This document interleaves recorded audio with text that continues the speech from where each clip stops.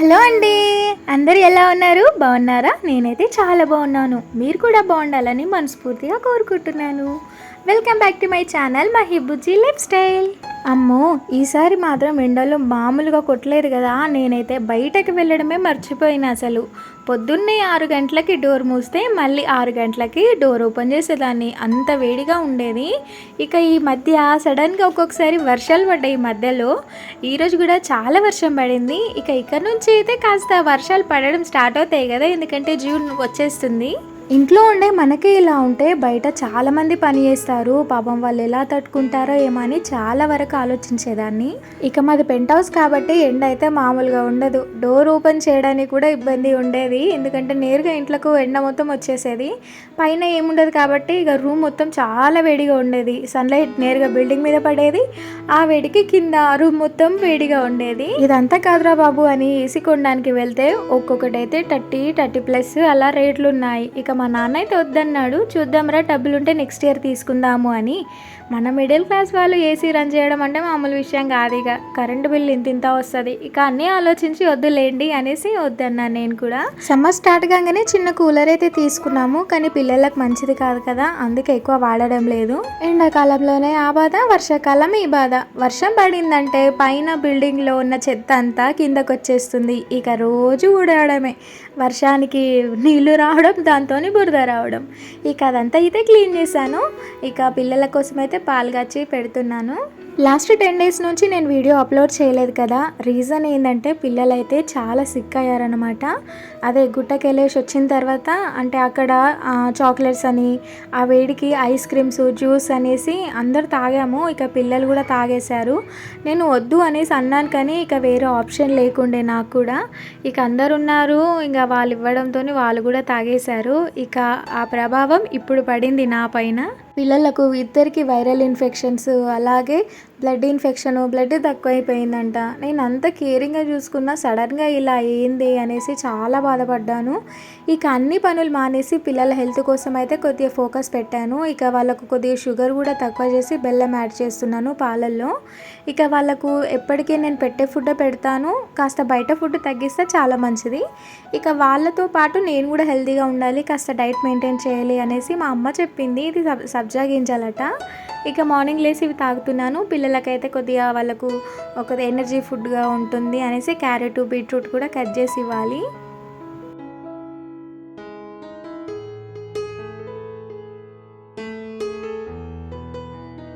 మా అమ్మ వచ్చిన దగ్గర నుంచి ఇవి రోజు తాగుతుంది. ఎందుకమ్మా అవి తాగుతున్నావు అంటే, ఇవి కొద్దిగా వెయిట్ లాస్ అవుతారమ్మా, మంచివి హెల్త్కి అనేసి చెప్పింది. ఈ మధ్య మా నాన్న మా అమ్మ హెల్త్ కేర్ చాలా తీసుకుంటున్నారు. ఇక మనం ఇప్పటి నుంచి కొద్దిగా స్టార్ట్ చేస్తే ఫ్యూచర్లో మనం కొద్దిగా హెల్తీగా ఉండొచ్చు, ఏ రోగాలు రాకుండా తొందరగా అనేసి నేను కూడా పాటిస్తున్నాను. ఇక నాతో పాటు పిల్లలకు కూడా అదే నేర్పిస్తాను, ఎందుకంటే మనం ఏది తింటే పిల్లలు అదే తింటారు కదా. ఇక వాళ్ళకు కాస్త బ్లడ్ తక్కువ ఉందంట, అందుకనే బీట్రూట్ ఇంకా క్యారెట్ కట్ చేసి ఇవ్వాలి. ఇక నేనైతే మార్నింగ్ లేవగానే ఇవి తాగుదామని ఒక డబ్బాలు అయితే పోసుకుంటున్నాను. ఈ లాస్ట్ 10 డేస్ అయితే పిల్లలతోనే ఎక్కువగా ఉన్నాను, ఎందుకంటే వాళ్ళు బాగా ఏడ్చేవాళ్ళు. చిన్నోడికైతే కాఫ్ కూడా ఉండే, ఆ రాత్రంతా దగ్గుతూనే ఉంటుండే, అసలు నిద్రపోయేవాడు కాదు, మమ్మల్ని నిద్రపోనిచ్చేవాడు కాదు. అందుకే వీడియోస్ తీసి అప్లోడ్ చేయలేకపోయాను, ఏమనుకోకండి ప్లీజ్. ఇలాగే నా ఛానల్కి సపోర్ట్ చేస్తూ రెగ్యులర్గా నా వీడియోస్ చూసి లైక్ చేసి మంచి కామెంట్ పెట్టండి. రోజు ఇక నుంచి మీతో మాట్లాడుతూ రెగ్యులర్గా వీడియోస్ అప్లోడ్ చేస్తాను. పిల్లలిద్దరికి అలాగే కడిగి ఇస్తే తినరు, ఇలా నీట్గా కట్ చేసి ఒక షేప్లో కట్ చేసి ఇస్తే ఇష్టంగా తింటారు. పిల్లలు కదా, వాళ్ళకి ఇష్టమైంది చేయడం నాకు కూడా చాలా ఇష్టం, అందుకే నీట్గా కట్ చేసి ఇస్తున్నాను. పెద్దోడైతే హ్యాపీగా తిన్నాడు, కానీ చిన్నోడికి ఇంకా అలవాట్లేదు. ఇక పెద్ద బాబుని చూస్తూ చిన్నోడు కూడా కొద్దిగా తిన్నాడు. ఇక నేనైతే చాలా హ్యాపీ. ఇంట్లో చాలా వేడిగా ఉంది అనేసి మా వారు పైన బిల్డింగ్ పైన వేయడానికి పెయింట్ తీసుకొచ్చారనమాట. అది వేస్తే చాలా చల్లగా ఉంటుందన్నమాట. మా నాన్న ఇంతకుముందు చాలాసార్లు చెప్పారు, కానీ పెయింట్ వేస్తే చల్లగా ఉండడం ఏంది అని నాకు తెలియక అలా అన్నాను. కానీ ఇప్పుడైతే తెలుస్తుంది ఎంత చల్లగా ఉంది అనేసి. నిజంగా మీరు కూడా నెక్స్ట్ సమ్మర్ ఎవరన్నా ఇలాగే ఇబ్బందిగా ఫీల్ అయితే తప్పకుండా తెచ్చి వేసుకోండి, చాలా చల్లగా ఉంది. మీకు ఎలా వేసామో లాస్ట్ వరకు చూడండి, మేము ఎలా వేసామో చూపిస్తాను. ఇక సబ్జా గింజలు తాగిన తర్వాత కాస్త గ్యాప్ ఇచ్చి ఈలోగా పిల్లలకు బ్రేక్ఫాస్ట్ అయితే చేపించాను. ఇక పెసరట్టు వేస్తున్నాను మార్నింగ్ బ్రేక్ఫాస్ట్ కోసమని. మా నాన్నకి నాకు చాలా ఇష్టం ఇదంటే. ఇక హ్యాపీగా 2, 3 తినేద్దాం అనేసి వేస్తున్నాను. ఇడ్లీ, దోశ ఇవన్నిటికన్నా పెసరట్టు అంటే నాకు చాలా ఇష్టం. హెల్త్ కూడా చాలా మంచిది కదా, కానీ కొద్దిగా చేయడమే కొద్దిగా ఓపికతో చేసుకోవాలి, అప్పుడే చాలా టేస్టీగా వస్తుంది. దోశ పిండి అది ప్యాటర్న్ వేరు, ఇది వేరు. ఇది అప్పటికప్పుడుకు రుబ్బుకొని చేస్తే చాలా బాగుంటుంది. అది 2, 3 రోజులు స్టోర్ చేసుకున్నా ఏం కాదు. ఇది కూడా స్టోర్ చేసుకోవచ్చు, కానీ అప్పటికప్పుడు చేసుకుంటేనే ఆ ఫ్లేవర్ బాగుంటుంది. దీని కాంబినేషన్కి చట్నీ కన్నా గుత్తి వంకాయ కర్రీ కానీ చికెన్ కానీ అంటే నాకు చాలా ఇష్టం. మీరు ఎప్పుడైనా ట్రై చేయకపోతే తప్పకుండా ట్రై చేయండి, బాగుంటుంది అసలు. ఇక నైటే పెసరపప్పు అయితే నానబెట్టాను. ఒక గ్లాస్కి ఒక గుప్పెడు బియ్యం వేసాను, మంచిగా వాష్ చేసి నానబెట్టాను. ఇక మార్నింగ్ అయితే కొన్ని పచ్చిమిర్చి, అలాగే అల్లం ముక్కలు, కొద్దిగా పసుపు, అలాగే సాల్ట్ వేసి మంచిగా మిక్సీ పట్టి ఇలా కలుపుతున్నాను. చాలా మంది చాలా రకాలుగా చేస్తారు కదా ఒక వంటకాన్ని అయితే.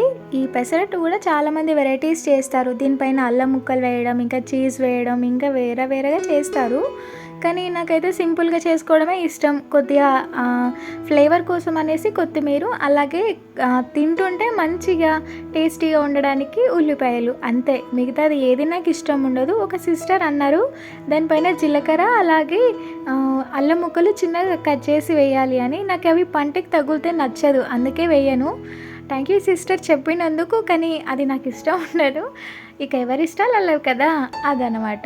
ఇక వేయడం అయితే చాలా సింపుల్. ఇక దోశ పెనం కూడా లాస్ట్ వేరేది వాడుతుంటే కదా, అది చాలా ఖరాబ్ అయిపోయింది, అంటే దానిపైన కోటింగ్ పోయింది. అందుకే మొన్న నేషనల్ మార్ట్లో కొత్త తీసుకొని వచ్చాను. ఇది తేవడం వల్ల, నాన్ స్టిక్ యూజ్ చేయడం వల్ల ఉపయోగం అంటే ఏంటి అంటే ఆయిల్ రుద్దడం చాలా తక్కువ అనమాట. అదే ఈజీగా పైనకి లేస్తుంది. ఇదొకటి బెనిఫిట్ ఉంది, ఎందుకంటే దీని ద్వారా ఆయిల్ కూడా తగ్గించవచ్చు.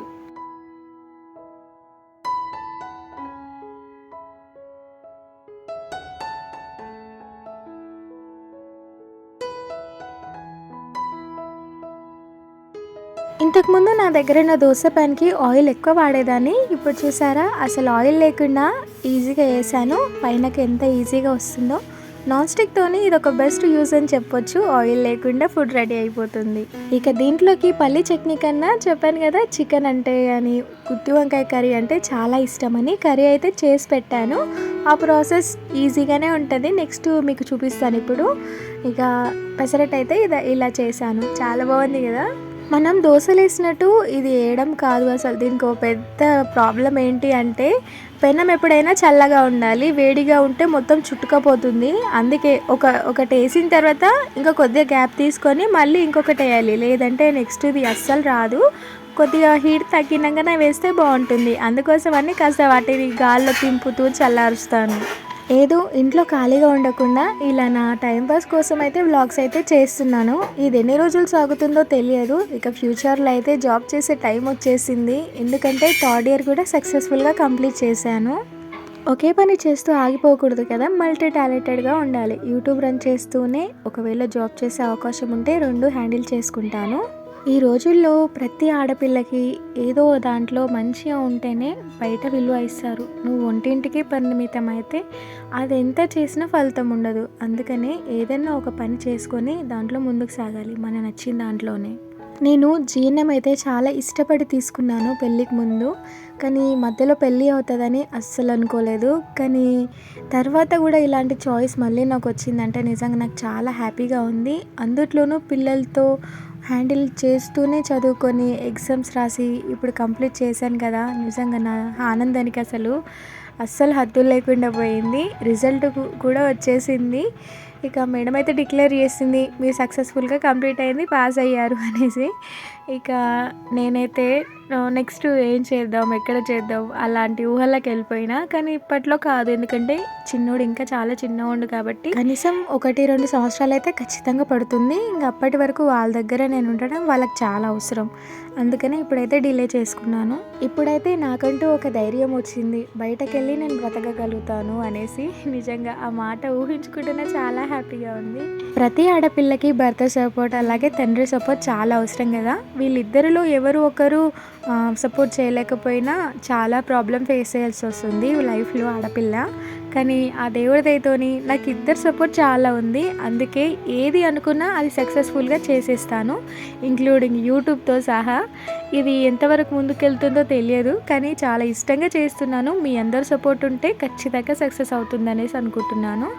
ఇక పెయింట్ వేసిండ్రు అని చెప్పాను కదా, పిల్లనిచ్చిన తల్లిదండ్రులకు మాత్రం వాళ్ళు జీవితాంతం అమ్మాయికి సేవ చేయాల్సిందే అసలు. ఇక మా అమ్మ అయితే పెయింట్ తీసుకొని పైనకొచ్చి ఇక పెయింట్ అయితే వేస్తున్నారు. ఒకటి చిన్న డబ్బా 5 kgsది, కానీ అంతా సరిపోయింది. ఇక 2 సార్లు వేసారు, ఒకటి మార్నింగ్ ఒకసారి, ఈవినింగ్ ఒకసారి, 2 కోటింగ్లు. ఇక వాళ్ళు ఎండలో వేసారు అనేసి కిందకు వచ్చేసి కాస్త జ్యూసెస్ ఇద్దాం వాళ్ళకు అనేసి నిమ్మకాయ జ్యూసు అలాగే చిన్నోడికి ఆరెంజ్ జ్యూస్ అయితే చేసేస్తున్నాను. బయట మాత్రం ఎండలైతే మామూలుగా లేవబ్బా అసలు. ఇంట్లో ఉంటే తెలియట్లేదు, కానీ పాపం బయట పని చేసే వాళ్ళు ఎలా చేస్తున్నారో అని నిజంగా బాధేస్తుంది. ఇక అందులోనూ మా నాన్న వాళ్ళు ఆర్టీసీ వాళ్ళు బస్సు ఎక్కితే కానీ మా పొట్ట గడవదు అన్నట్టు ఉంటుంది. పాపం ఎండకి ఎలా డ్యూటీ చేస్తున్నారో అని చాలా ఆలోచిస్తాను. మా వారికి అయితే పర్లేదు, కంపెనీలో మంచిగా ఏసీలో మంచిగా పని చేసుకుంటూ కూర్చుంటాడు, కానీ మా నాన్నని గుర్తొస్తున్నా చాలా బాధేస్తుంది. ఇక తను డ్యూటీకి నుంచి రెస్ట్ కోసం ఇంటికి వస్తే మా ఇంట్లో ఏదో పని చేస్తూ ఉంటారు, కూర్చోమంటే అస్సలు కూర్చోరు. ఇక ఈరోజు అయితే వాళ్ళు ఒకటే ఉండే, మిగతా రోజులలో ఏం చెయ్యరులే. కానీ ఇక ఇంతలో ఈవినింగ్ ఒక ఆర్డర్ వచ్చిందనమాట. నేను బుక్ చేసిన డ్రెస్సెస్ ఇవి ఫీడింగ్ డ్రెస్సెస్, చాలా బాగున్నాయి క్వాలిటీ. ఇన్స్టాగ్రామ్లో తీసుకున్నాను. 600-700 అంతే పడింది, కానీ క్వాలిటీ మాత్రం చాలా బాగుంటుంది. నేను డెలివరీ అయిన దగ్గర నుంచి ఈ పేజ్ని ఫాలో అయ్యి ఇందులోనే డ్రెస్సెస్ అన్నీ తీసుకున్నాను. వీడియోస్లో అప్పుడప్పుడు చూస్తారు కదా జార్జెట్వి కూడా, అవి కూడా మంచి స్టైల్గా ఉంటాయి తక్కువ ప్రైస్లోని. మనం బయట క్లాత్ తీసుకొని స్టిచ్చింగ్కి అవన్నీ లెక్క వేస్తే నాకు తెలిసి 1500 అలా అవుతాయి, కానీ ఇందులో జస్ట్ 7, 8, 9 అంటే క్వాలిటీని బట్టి డ్రెస్ డిజైన్ని బట్టి ప్రైస్ ఉంటుంది. మీకు నచ్చితే తప్పకుండా చూడండి, నేను లింక్ ఇస్తాను డిస్క్రిప్షన్లో. ఇక ఈవినింగ్ టైం అయితే తాతయ్య వాళ్ళతో పిల్లలు అయితే ఆడుకుంటున్నారు. ఈలోగా నేనైతే గిన్నెలు అయితే కడిగేశాను, మధ్యాహ్నం లంచ్ చేసినవి.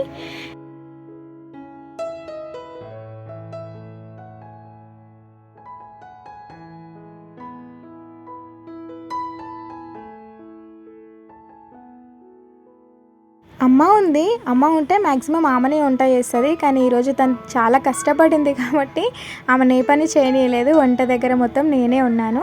ఇక డిన్నర్లోకి అయితే టమాటా చట్నీ అలాగే బగారా రైస్, మధ్యాహ్నం చేసిన దొండకాయ ఫ్రై ఉండే. ఇక నైట్కి అయితే సరిపోతుంది అని ఇక వేరే కర్రీ చేయలేదు. చట్నీ ఉంది అనేసి అమ్మ ఏది వద్దన్నది. ఇక ఈరోజు వ్లాగ్ అంటే ఇదండి.